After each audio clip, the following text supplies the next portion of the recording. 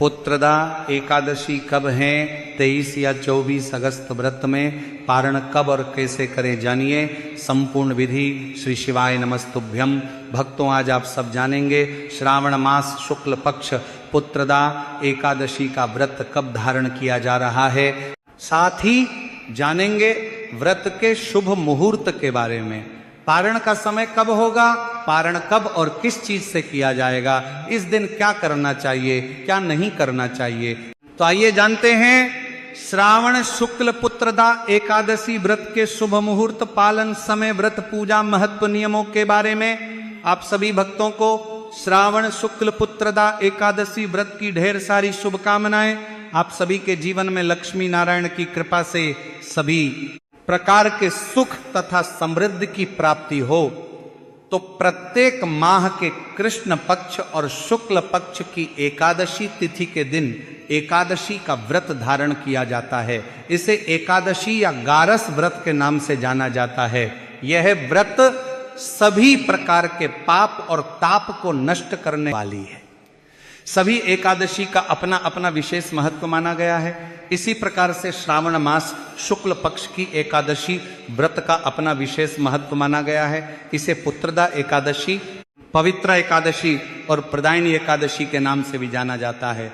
जो भी भक्त सच्ची श्रद्धा के साथ, नियम और निष्ठा के साथ इस दिन व्रत को धारण करते हैं, इस दिन भगवान विष्णु माता लक्ष्मी की पूजा करते हैं, एकादशी माता का पूजन करते हैं, इस व्रत को करने वाले के सभी प्रकार के पाप और ताप नष्ट हो जाते हैं तथा संतान सुख, वैभव व समाज में सम्मान की प्राप्ति होती है। तथा इसके महात्म को सुनने से व्यक्ति के घोर से घोर पापों से उन्हें मुक्ति मिलती है। जो भी एकादशी का व्रत धारण करते हैं उन्हें मुक्ति मिलती है। दशमी के दिन से ही व्रत में नियमों का पालन करना चाहिए। दशमी तिथि के दिन सूर्यास्त होने से पहले ही भोजन ग्रहण कर लेना चाहिए। इस दिन शुद्ध और सात्विक आहार ग्रहण करने चाहिए। चावल का प्रयोग, मसूर दाल का प्रयोग नहीं करना चाहिए। सेंधा, नमक, गौ, घृत आदि का प्रयोग करते हुए जो कि भोजन ग्रहण करनी चाहिए। और दशमी की रात्रि ब्रह्मचर्य का पालन करते हुए, भगवत नाम का स्मरण करते हुए, एकादशी व्रत का स्मरण करते हुए सोना चाहिए। और एकादशी की सुबह उठ करके नित्य क्रियाओं से निवृत्त होकर के स्नान आदि करके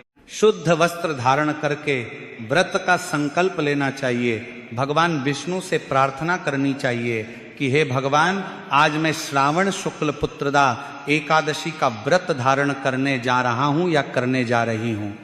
इस प्रकार से भगवान से प्रार्थना करके आपके मन में जो भी इच्छा हो, जो भी कामना हो, वह भगवान से कहनी चाहिए। और एकादशी के दिन रात्रि उपवास रहते हुए व्रत को धारण करना चाहिए।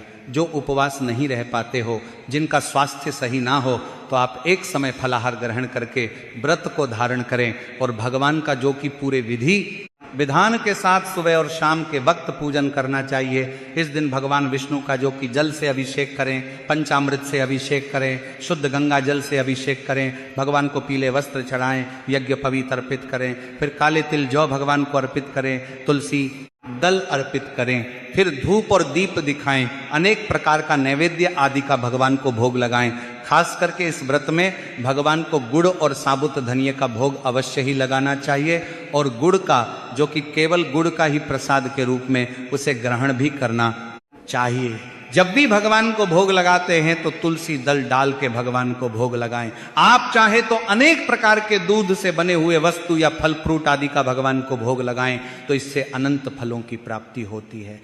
भगवान को भोग लगाने के बाद जल से आचमनी करवाएं। मुख शुद्धि के लिए पान पत्र, सुपारी, लौंग, इलायची के साथ में भगवान को अर्पित करें। द्रव्य दक्षिणा चढ़ाएं। इसके बाद एकादशी व्रत का कथा श्रवण करनी चाहिए। भगवान के स्तोत्र मंत्र आदि का पाठ या श्रवण करना चाहिए। इसके बाद भगवान की आरती और प्रदक्षिणा करनी चाहिए। इस प्रकार से भगवान का पूरे विधि विधान के साथ सुबह और शाम के वक्त एकादशी के दिन पूजन करना चाहिए। एकादशी की रात्रि जागरण करते हुए समय व्यतीत करना चाहिए। और अगले दिन द्वादशी की सुबह उठ करके स्नान आदि करके शुद्ध वस्त्र धारण करके भगवान का पूजन कर ले, भगवान की आरती कर ले और फिर समय के अनुसार व्रत का पारण करना चाहिए। इससे भगवान विष्णु अति प्रसन्न होते हैं। तो आइए जानते हैं श्रावण शुक्ल पुत्रदा एकादशी व्रत कब रखा जाएगा, 23 या 24 अगस्त और शुभ मुहूर्त के बारे में। तो भक्तों, श्रावण मास शुक्ल पक्ष की एकादशी तिथि प्रारंभ समय 23 अगस्त 2026 दिन रविवार को मध्य रात्रि 2 बजे से शुरू होगी और इसकी समाप्ति अगले दिन 24 अगस्त दिन सोमवार को सुबह 4:18 पर होगी। ऐसे में पंचांग के अनुसार इस बार 23 और 24 अगस्त दोनों दिन एकादशी का व्रत रखा जाएगा। ऐसे में इस बार गृहस्थ जनों के लिए 23 अगस्त को व्रत बतलाया गया है और 24 अगस्त को वैष्णव जनों के लिए व्रत बतलाया गया है। विशेष व्रत पारण पर ध्यान दिया जाता है। व्रत का पारण जो कि हरिवासर समाप्त होने के बाद करना चाहिए। हरिवासर का समय द्वादशी तिथि का पहला चौथाई हिस्सा हरिवासर का होता है। तो द्वादशी तिथि प्रारंभ समय 24 अगस्त 2026 दिन सोमवार सुबह 4:19 से रहेगा और इसकी समाप्ति 25 अगस्त 2026 दिन मंगलवार सुबह 6:21 पर होगी। तो भक्तों, 24 अगस्त को ऐसे में हरिवासर समाप्त होने का जो समय है वह 24 अगस्त को सुबह 10:49 पर ही हरिवासर की समाप्ति है। तो व्रत पारण जो भी 23 अगस्त को व्रत धारण कर रहे हैं वह सभी व्रत का पारण 24 अगस्त को दोपहर 1:41 से शाम 4:16 तक व्रत का पारण संपन्न कर लेंगे। और जिन्होंने 24 अगस्त को व्रत धारण किया हो वह 25 अगस्त को व्रत का पारण सूर्योदय के बाद से लेकर के सुबह 6 बजे तक व्रत का पारण संपन्न कर लेंगे। पुत्रदा एकादशी व्रत का पारण दुर्वा दलेन पारणम, दुर्वा दल से व्रत का पारण है। यह संभव ना हो पाए तो आप जल फल या तुलसी दल से व्रत का पारण करें। 23 और 24 अगस्त को ब्रह्म मुहूर्त का समय सुबह 3:59 से सुबह 4:47 तक होगा। सूर्योदय का समय सुबह 5:36 सूर्यास्त शाम 6:28 पर होगा। 23 अगस्त को राहु काल शाम 4:50 से शाम 6:27 तक होगा और 24 अगस्त को सुबह 7:11 से सुबह 8:48 तक होगा। राहु काल समय के दौरान कोई भी शुभ कार्य या नया कार्य नहीं करना चाहिए, इस बात का ध्यान रखें।